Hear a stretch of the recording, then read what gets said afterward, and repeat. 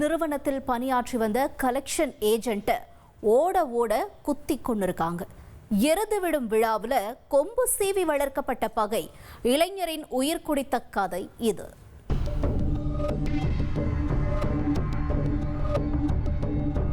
நீ வீட்டுக்கு போயிடு ஆனால் நான் வீட்டுக்கு வந்துட்டேன். இன்னொருத்தன் வந்து கத்தில குடிச்சிட்டு இருக்கான். கத்தில குடிச்சா அவன் உழுந்துட்டு இருக்கான். மது அருந்தி இருந்த தாய் மாமனிடம் ஓய்வெடுக்க அறிவுறுத்திவிட்டு சண்டைக்கு ஒண்டி வீரனாக சென்ற வாலிபரை தான் குத்தி கொலை செய்துள்ளது ஒரு கும்பல்.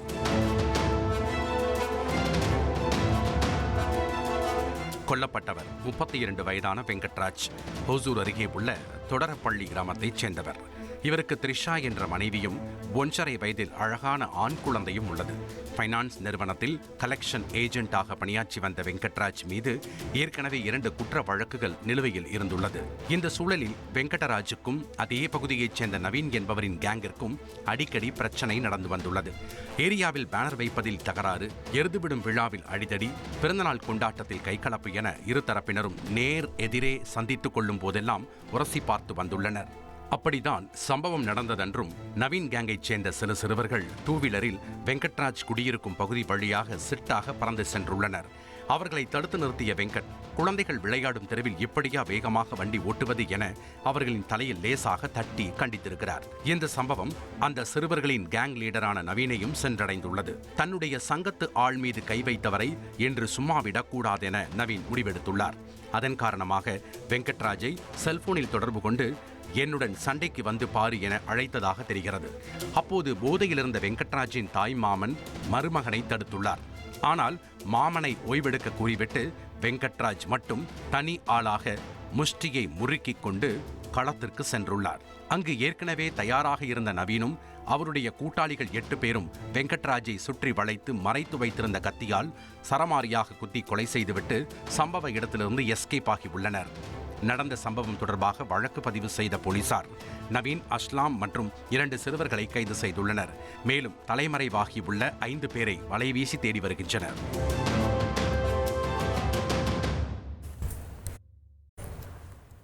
கேரள மாநிலம் பாலக்காட்டில் ஆட்டோ மேல கார் மோதி விபத்திற்குள்ளானதுல 5 சிறார்கள் உட்பட 6 பேர் காயமடைஞ்சு மருத்துவமனையில் அனுமதிக்கப்பட்டிருக்காங்க. விபத்து குறித்தான சிசிடிவி காட்சிகள் வெளியாக இருக்கு, அதை பார்க்கலாம்.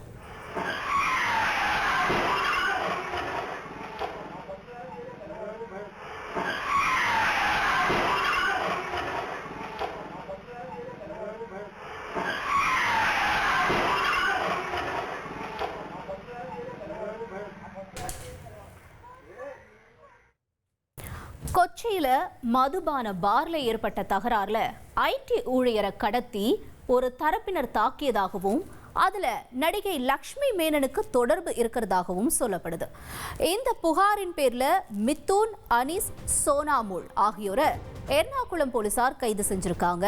இந்த வழக்குல தலைமறைவா இருக்க நடிகை லக்ஷ்மி மேனனை போலீசார் தேடுறதா தகவல் வெளியாகி இருக்க நிலையில காரை வழிமறிச்சு நடிகை உள்ளிட்டோர் தகராறுல ஈடுபடுற காட்சி இப்ப பகிரப்பட்டு வருது.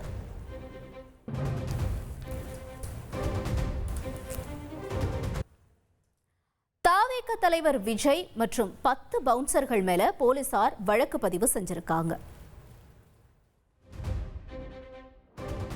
மதுரையில் நடைபெற்ற தமிழக வெற்றி கழக 2வது மாநாட்டில் தொண்டரை தாக்கியதாக அக்கட்சி தலைவர் விஜய் மற்றும் 10 பவுன்சர்கள் மீது போலீசார் வழக்கு பதிவு செய்தனர்.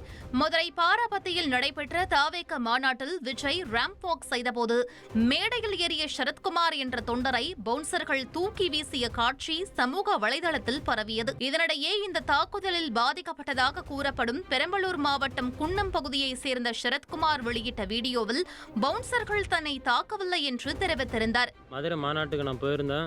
என்னை யாரும் டச் பண்ணவும் இல்லை, என்னை எதுவும் டிஸ்டர்ப் பண்ணல. எங்கேருந்து தூக்கி கடாசில் என்னை யாரும் அடிக்கவும் கிடையாது. இது என்னோட சுயநனவோட தான் நான் சொல்லிக்கிறேன், இது யாரும் நம்ப வேணாம்.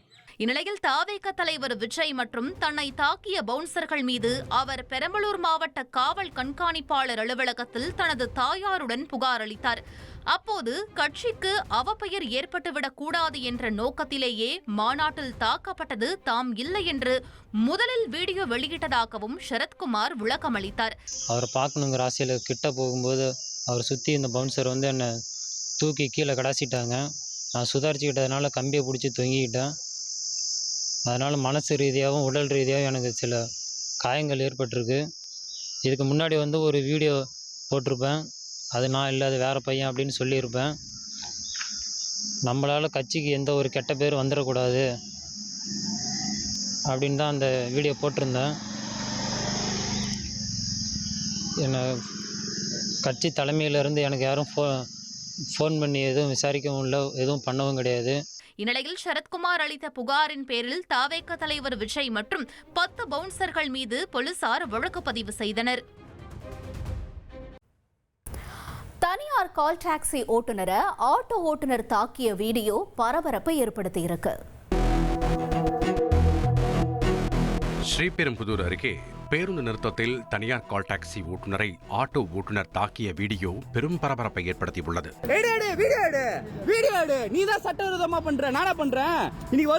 குன்றத்தூர் சாலையில் உள்ள சிஐடி கல்லூரி பேருந்து நிறுத்தத்தில் உபேர் ஆட்டோ டாக்ஸியில் ஒருவர் சென்று கொண்டிருந்த போது பெண்கள் ஆட்டோவை நிறுத்தி ஏற முயன்றனர். இதனை பார்த்து அங்கு சென்ற ஆட்டோ ஓட்டுநர்கள் இது எங்க ஆட்டோ ஸ்டாண்ட் என கூறி வாக்குவாதத்தில் ஈடுபட்டதால் பரபரப்பான சூழல் நிலவியது. என்ன ஏய் அடி அடி இல்ல அடி ஸ்டாண்ட் எங்க இருக்கு எங்க இருக்கு ஸ்டாண்டு? அங்க இருக்க ஸ்டாண்டுக்குலாம் வரக்கூடாது. இது ஸ்டாண்டா? இது ஸ்டாண்டா? இது என்ன ரவுடிசம் பண்றீங்களா ஆட்டோ வச்சுக்கிட்டு? யார் ரவுடிசம் பண்றா? ஏறுங்க உள்ள, ஏறுங்க உள்ள. போன்ல கை நீ என்ன பண்ணுவ? அடி போறியா? நான் உன்னை அடி போறேன். நீ ஏறுங்க உள்ள. இது ஸ்டாண்டுமா? இது ஸ்டாண்ட்லாம் இங்க இல்ல, நீ சொல்ல கூடாது. இங்க பாருங்க ஸ்டாண்டே இல்ல. இவங்க 2 பேரும் ரவுடிசம் பண்ணிட்டு இருக்காங்க. எங்க இருக்கு ஸ்டாண்டு? இவங்க ஆட்டோ ஏத்த கூடாதா? இவங்க தான் இங்க ஏத்துவாங்களா ஆட்டோ? 2 பேரும் சென்னை விஐடி இன்ஸ்டிடியூட் டெக்னாலஜி கிட்ட ரவுடிசம் பண்ணிட்டு இருக்காங்க ஆட்டோ வச்சுட்டு. எடு நான் என்ன பண்ணேன்? நீ என்ன எடுக்கிற? தாராளமா எடு. நீ யாரு என்ன சொல்றதுக்கு? நீ யாரு சொல்றதுக்கு? எடு எல்லாத்தையும் எடு. நீங்க ஏறுங்க ஆட்டோல. நீங்க ஏறுங்கம்மா. நீ யார் சொல்றதுக்கு அது ஏறக்கூடாதுன்னு? நீ யார் சொல்றதுக்கு? ஆட்டோ எங்க இருக்கு ஸ்டாண்டு? அங்க இருக்கு ஸ்டாண்ட். அங்க போய் ஏத்த ஆட்டோவை ஊபர்ல போடுங்க. நான் எடுக்கிறேன் ஒண்ணு. என்ன பேசணும்? ஆமா புக் பண்றாங்களா? புக் பண்ணனால எடுப்பேன். எடுமாட்டா புக் பண்ணனால கையெடு. நீ யாரு நடிக்கிறதுக்கு? என்ன ஸ்டாண்டு? ஆமா அத கை பிடிக்கிறியா? நான் கை பிடிச்சனா? ஒரு கட்டத்தில் கோபமடைந்த ஆட்டோ ஓட்டுநர் ஒருவர் வீடியோ எடுத்த உபேர் டாக்ஸி ஓட்டுநரை தாக்கியதால் பரபரப்பான சூழல் நிலவியது. நான் கை பிடிச்சனா? இல்ல போல முடியாது. நீ யார் சொல்றது? போ சொல்றதுக்கு போலீஸ் போன் போடு. நீ யார் சொல்றது? போன் போடுறதுக்கு என்ன சொல்லுங்க? எடுக்கிறாரு என்ன எல்லா கம்பியோட போறீங்க. இப்போ எல்லா கம்பியோட போறீங்க. தேனியில சிறுமிக்கு மருத்துவர் பாலியல் சீண்டல் அளித்த சம்பவத்தில் போராட்டம் நடைபெற்றது. அதை பார்க்கலாம். தேனி மாவட்டம் ஆண்டிப்பட்டி அருகே சிறுமி அளித்த பாலியல் சீண்டல் புகார் மீது வழக்கு பதிவு செய்யாத காவல்துறை சிறுமியின் உறவினரை கைது செய்த சம்பவத்தை கண்டித்து சாலை மறியலில் ஈடுபட்ட சம்பவம் பரபரப்பை ஏற்படுத்தியுள்ளது.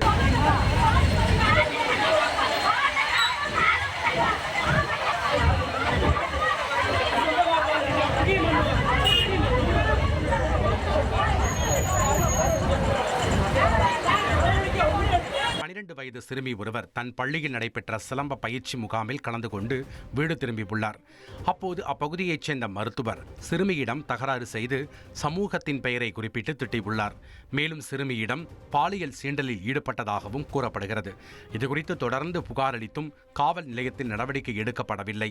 இதனால் ஆத்திரமடைந்த சிறுமியின் உறவினர் ஒருவர் குற்றம் சாட்டப்பட்ட மருத்துவரின் கார் கண்ணாடியை அடித்து உடைத்துள்ளார்.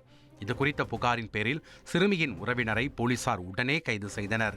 இதனால் ஆத்திரமடைந்த உறவினர்கள் போலீசாரை கண்டித்து ஆண்டிப்பட்டி ஏத்தக்கோவில் சாலையில் மறியல் போராட்டத்தில் ஈடுபட்டனர். இதனால் அங்கு பரபரப்பு ஏற்பட்டது. ஜம்மு காஷ்மீர்ல நிலச்சரிவுல சிக்கி 30 பேர் உயிரிழந்திருக்காங்க.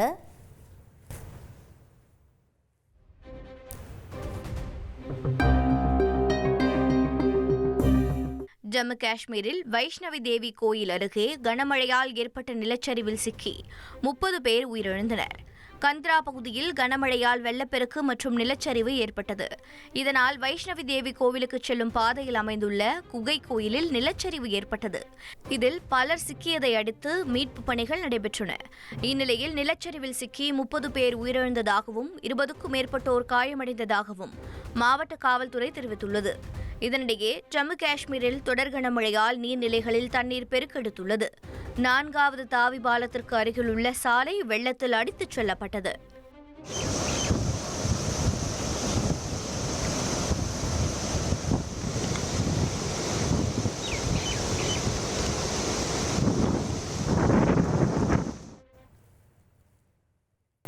சென்னையில கூலி படத்தை பார்க்க குழந்தைகளை அனுமதிக்காததுனால வாக்குவாதம் ஏற்பட்டிருக்கு.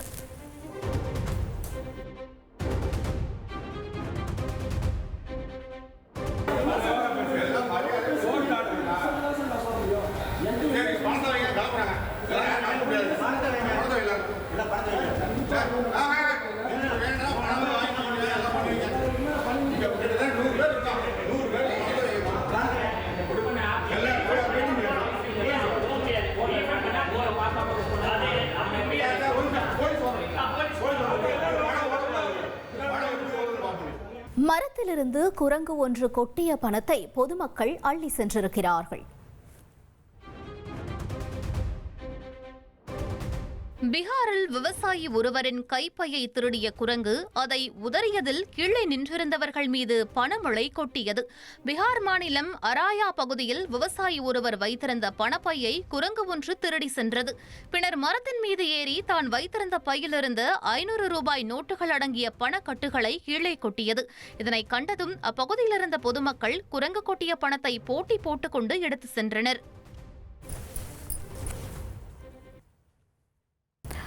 பஞ்சாபில் நொடி பொழுதில் கட்டிடம் ஒன்று இடிந்து விழுந்திருக்கிறது. அந்த காட்சிகளை பார்ப்போம்.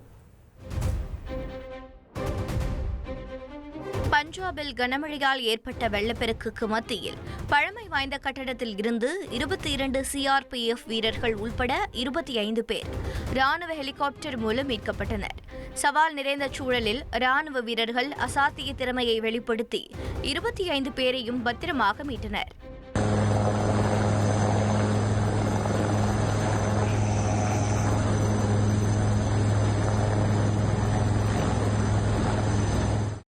மேலும் அவர்களை மீட்ட அடுத்த சில நிமிடங்களில் கட்டடம் இடிந்து ஆற்றில் விழுந்த காட்சி சமூக வலைதளத்தில் வேகமாக பரவியது.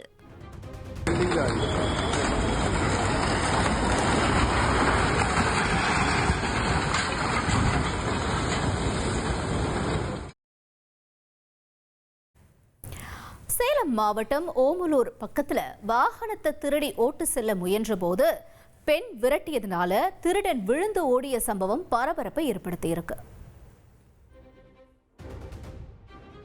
உத்தரகண்ட் மாநிலம் உத்தரகாஷியில் பெய்த கனமழை காரணமாக யமுனையில் வெள்ளப்பெருக்கு ஏற்பட்டுள்ளது. குடியிருப்புகளை வெள்ளம் சூழ்ந்ததால் பொதுமக்கள் பாதுகாப்பான இடங்களில் தஞ்சமடைந்தனர். மேலும் ஆங்காங்கே பாலம் மூழ்கும் அளவுக்கு வெள்ளம் பாய்ந்தோடுவதால் போக்குவரத்து தடை செய்யப்பட்டுள்ளது.